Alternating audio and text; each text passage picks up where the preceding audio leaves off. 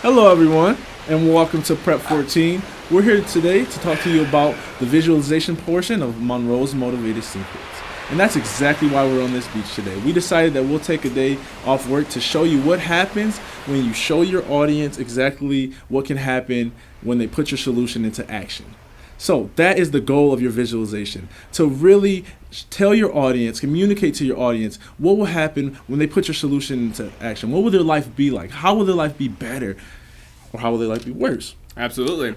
So that's why we're here on this beach. We want you to really visualize our solution, which is to take a day off of work.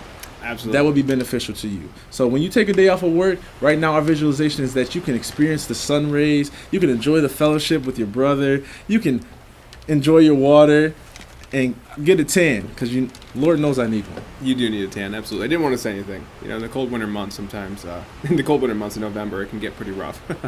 All right, all joking aside, Daryl's absolutely correct. Yeah, we're here at the beach to really showcase the utopia. Okay, so make sure that you write down Daryl's wonderful summary of the visualization, you might make sure you write down there's two ways to do this. The first way is the utopia. Now we're at the beach to showcase the perfect, stereotypical utopia. Just like Daryl was saying, the sun rays are coming down on the face, we're getting a nice tan, we've got fellowship, we're enjoying each other's company, drinking plenty of H2O to stay hydrated, and finally we hear that beautiful crashing of waves on the beach. It's a beautiful thing. Fortunately, I brought Daryl to my beach in the 90s. I got in on the dot-com bubble, made a lot of money, and decided to buy this wonderful beach so that we could take some time and relax in these stressful times of the semester. Thanks, Al. My pleasure, Daryl. So the idea of the utopia, like Daryl was saying, is to really showcase how great your life is going to be when you take the solution down the road. I mean, think about how persuasive this is, Daryl. You're basically saying, hey, look, I gave you the solution, but it's not enough. Let me show you. Imagine yourself in that car driving down the road, or imagine yourself on that beautiful beach. What does it feel like? What does it taste like? Yeah. Really engage all the senses, because that's really what it's all about. Now, to showcase this in a wonderful commercial, we go nowhere else than Ameritrade to see that wonderful baby showing us what we can do when we save money. Oh, this is tragic, man. Investors just like you could lose tens of thousands of dollars on their 401k to hidden fees. Thankfully, E-Trade has low-cost investments and no hidden fees. But, you know, if you're still bent on blowing this fat stack of cash, there's a couple ways you could do it. So forget about tomorrow, tonight. We're drinking from the ball.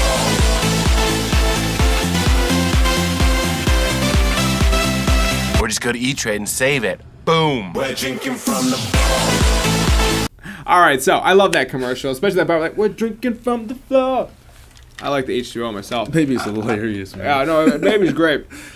So it's important to note that what the baby is basically doing is saying, hey, look at all this money you can save if you go through Ameritrade. Right. And as a result, you can go skydiving, you can run with the bulls, you can get portraits of you. My favorite, you could always get into a hot tub with a panda bear, Right. which is, of course, my favorite.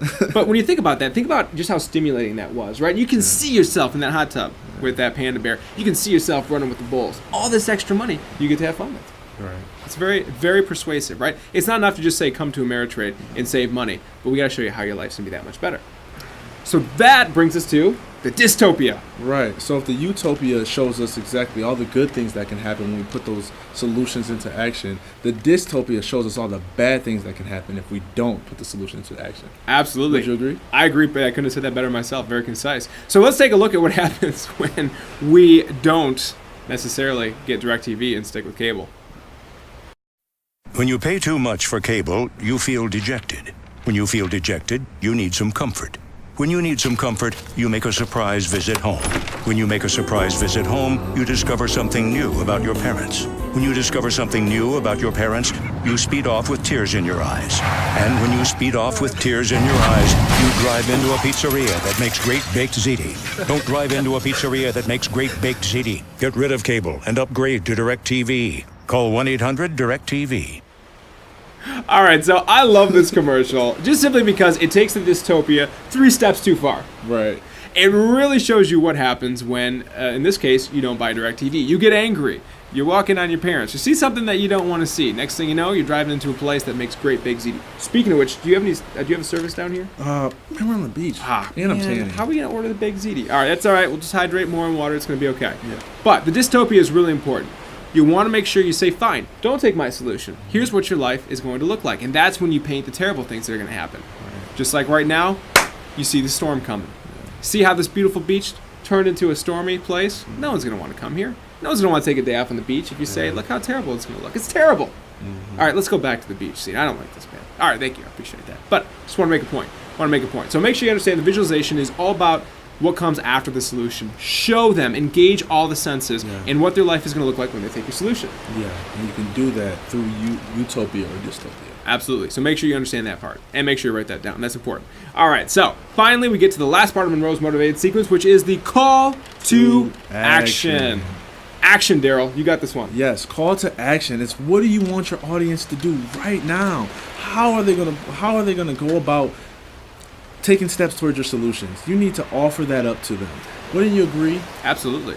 Well, like someone once said, a journey of 1,000 miles starts with a single footstep. So the call to action is that single footstep. How do we get started? So there are 3 things to keep in mind. Number 1, it's got to be something your audience can do right now. Right now. Act now. Call now. Do something very quickly. One example I always tell people is tell them to go and do some research. Yes. Go to Google, For instance, if the solution was you got to take a day off and you got to go to a beach, what's a call to action? Probably to research the beaches that are near you. Absolutely. Get close. Yeah, or get on the internet and see what's close to you. Exactly. The Chip River might not be a good place to go, though. No, probably not. It's not really. It's close, but it's not really a beach. So anyway, point being, number two, make sure it is a short-term solution, right? In fact, let's not even call it a solution. It's something very short-term, something that they can begin to do, like I said, immediately. The reason why I say this is because the solution is supposed to be long-term, so the call to action is very short-term. Again, it's that one step, okay? So these are things, like I said, that can be quickly. It's very short-term. It doesn't necessarily lead them to that final solution, but again, it's just another stepping point.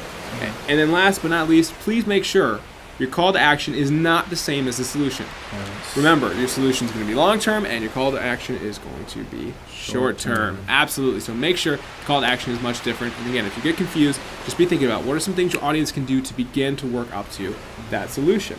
I mean, if you're talking about, for instance, losing weight, you can't just tell people to go out and lose weight. Instead, you could just say, hey, you know what? Start reading the labels. Yes. See how much sodium is in those crackers, or see how much fat are in those Cracker Jacks. So that's really the key.